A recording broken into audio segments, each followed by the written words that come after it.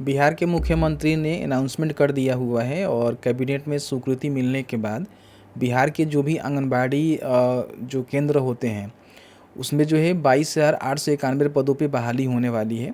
मैंने जो है वीडियो बनाकर आप सभी को अपडेट करवाया ही था, जिसमें अगर कोई 10वीं या फिर 12वीं पास महिलाएं हैं वो जो है फॉर्म को भर सकती हैं। इसका ऑनलाइन आवेदन ही लिए जाएंगे, क्योंकि मैंने वीडियो बनाकर आपको बताया ही था, क्योंकि 2024 में जो भर्ती आई थी तो उसमें ऑनलाइन ही आवेदन लिए गए थे।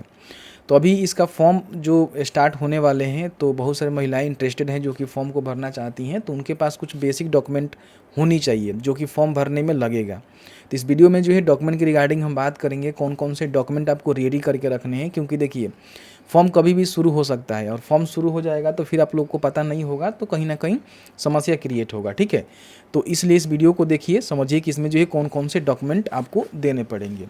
थोड़ा सा वैकेंसी के रिगार्डिंग हम बात कर लेते हैं। तो आप सभी को पता ही है कि लगभग जो है 22,891 पदों पे बहाली होने वाली है। जो भी आंगनबाड़ी सेविका हैं, सहायिका हैं, दोनों का जो है बहाली यहाँ पे होने वाली है। बिहार में आप सभी को पता ही है कि पंचायत का जो है परिवर्तन किया जा रहा है, यानी कि जो भी नया वार्ड है वो बनाए जाएंगे। तो वार्ड भी बनाए जाएंगे तो कहीं ना कहीं आंगनबाड़ी सेविका सहायिका की भी बहाली नए नए केंद्र पे कराई जाएगी, और बहुत सारे ऐसे जगह है जहाँ पे खाली सीटें हैं वहाँ भी बहाली कराई जाएगी। ठीक है, तो इनके द्वारा बताया गया है कि जो भी पोस्ट रहेगा, सेविका का जो है 6,141 पोस्ट यहाँ पे रहेगा, और सहायिका का देखेंगे तो 16,750 यहाँ पे पोस्ट रहने वाले हैं। सबसे ज़्यादा जो है सहायिका की बहाली यहाँ पे होने वाली है, और इसमें केवल जो है महिलाएं फॉर्म भरती हैं, जो शादीशुदा महिलाएं हैं वही फॉर्म भरती हैं। कोई लड़की हैं तो फॉर्म नहीं भर सकती, इन बातों को ध्यान रखेंगे। ठीक है, टोटल 22,891 पदों पे बहाली आपकी होने वाली है। अब नीचे आएंगे तो क्वालिफिकेशन की रिगार्डिंग भी थोड़ा सा हम बात कर लेते हैं, क्योंकि बहुत सारे लोग पूछ रहे थे। देखिए, आंगनबाड़ी सेविका के लिए कम से कम 12वीं पास होना जरूरी होगा, लेकिन ज़्यादा क्वालिफिकेशन होगा तो आपको कहीं ना कहीं मेरिट बनने में ज़्यादा प्रेफरेंस मिलेगा। आंगनबाड़ी सहायिका की हम बात करें तो 10वीं पास ही रहता है, लेकिन कई बार पटना जिला का जो नोटिफिकेशन 2024 में आया था उसमें 12वीं पास ही बोला गया था।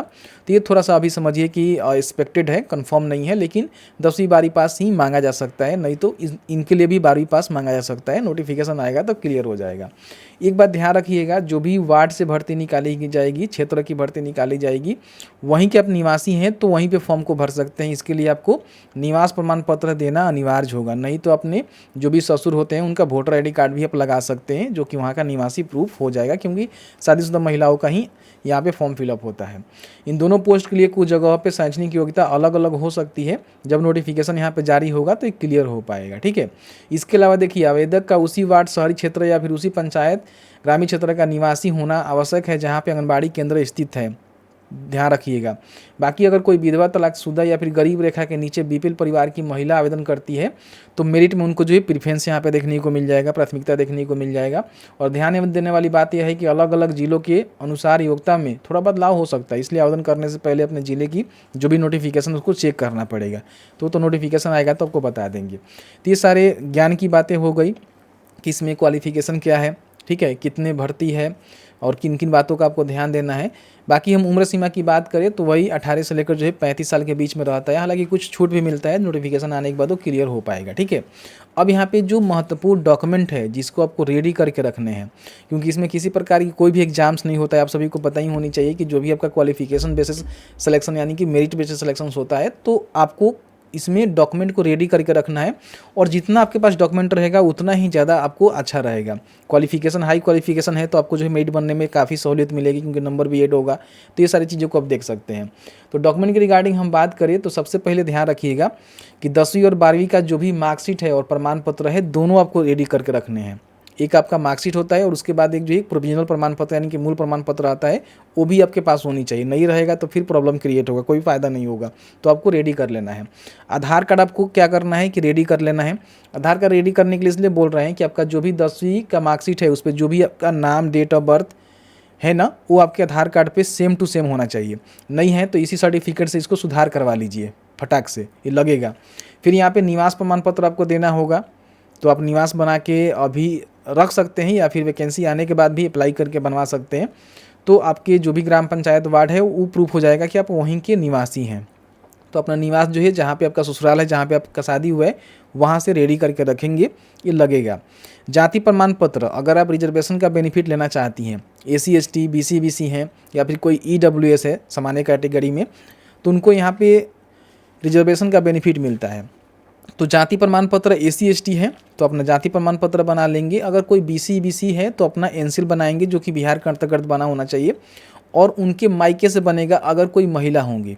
जाति प्रमाण पत्र वो चाहे एसी एसटी हो, बीसी बीसी हो, उनका अगर जाति बनता है तो भी मायके से बनेगा, शादीशुदा महिलाओं का।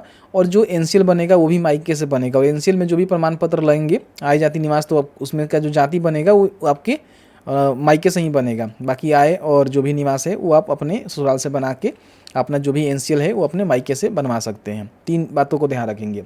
एक फ़ोटो लगेगा और आपका जो है बैंक पासबुक भी आपसे मांगा जा सकता है, हालांकि लगता नहीं है। बाकी विधवा, तलाकशुदा, दिव्यांग कोई महिला हैं तो उनका प्रमाण पत्र आपको देना पड़ेगा, क्योंकि इनको प्रीफरेंस मिलता है, प्राथमिकता मिलता है। बेसिक कंप्यूटर का प्रमाण पत्र है तो अच्छी है, नहीं है कोई बात नहीं है, कंप्यूटर सर्टिफिकेट रहेगा तो और भी अच्छा रहेगा, आपको और ज़्यादा प्रीफरेंस यहाँ पे मिल सकता है। तो ये सारे जो है डॉक्यूमेंट बनाकर आपको रेडी करके रख लेने हैं। ये डॉक्यूमेंट मैंडेटरी है, ये लगेगा फॉर्म भरने में, तो ये डॉक्यूमेंट आपको बना लेना है। निवास और जाति तो ज़रूरी ही है, इसको बनाना ही है, ठीक है। बाकी फॉर्म भरने का लिंक यहीं पे umeshtalk.co.in पे ही देखने को मिलेगा। यहाँ पे आकर अभी जो कमेंट में मैंने रखा हुआ है यहाँ पे देख सकते हैं, इस पर क्लिक करके सारी जानकारी को चेक कर सकते हैं कि क्या कुछ भर्ती का अपडेट है। देखिए यहाँ पे मुख्यमंत्री ने भी ट्वीट करके बताया था, और नीचे यहाँ पे देखेंगे तो कैबिनेट में इसकी स्वीकृति भी मिल गई है, जिसमें बताया गया कौन से जैसे सहायिका की कितनी भर्ती है और सेविका की कितनी भर्ती है, ठीक है। बाकी यहाँ पे उम्र सीमा भी आप देख सकते हैं, यहाँ पे बता दिया गया है कि आपका जो उम्र सीमा है वो क्या कुछ होनी चाहिए, कौन कौन से डॉक्यूमेंट यहाँ पे लगने वाले हैं, और बाकी सभी जानकारी जो सैलरी वगैरह वगैरह है उसको भी मेंशन करवा दिया गया है। आंगनबाड़ी सेविका को 9,000, सहायिका को 45 रुपया प्रति महीना मानदेय मिलता है। बाकी जैसे ही आवेदन शुरू होगा तो बड़ी आसानी से आप यहाँ से फॉर्म को फिल कर पाएंगे। ऑनलाइन ही फॉर्म फिलअप होता है, जैसे कि प्रीवियस में हुआ था, आप देखे होंगे इस तरह से अलग अलग जिलों का जो है फॉर्म फिलअप हुआ था, तो यहाँ से ऑनलाइन ही होता है। तो मैं वीडियो उस समय ला दूंगा, आपको बता दूंगा ऑफलाइन या फिर ऑनलाइन जो भी फॉर्म फिलअप स्टार्ट होगा। तो मैंने जो ये पूरी जानकारी बताया, क्या कुछ अपडेट है, किस तरह से आंगनबाड़ी सेविका सहायिका की बहाली होने वाली है, कौन कौन से डॉक्यूमेंट आपको देने हैं, मैंने सभी जानकारी बता दी है। जैसे ही आवेदन शुरू होगा आपको हम वीडियो बनाकर अपडेट करवा देंगे। अभी तक आपने हमें सब्सक्राइब नहीं किया हुआ तो सब्सक्राइब कर लीजिए।